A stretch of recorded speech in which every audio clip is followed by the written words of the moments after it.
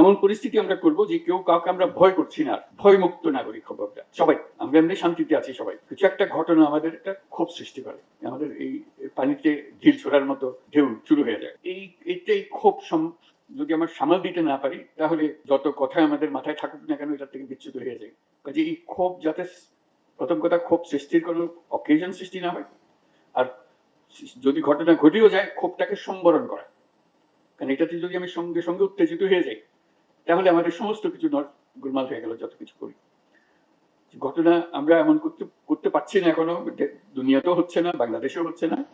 ঘটনা, প্রত্যেকটা ঘটনাকে নিশ্চিহ্ন করে দেওয়া যে হবে না, ঘটনা ঘটবে না, এরকম করার উপায় আমাদের নাই।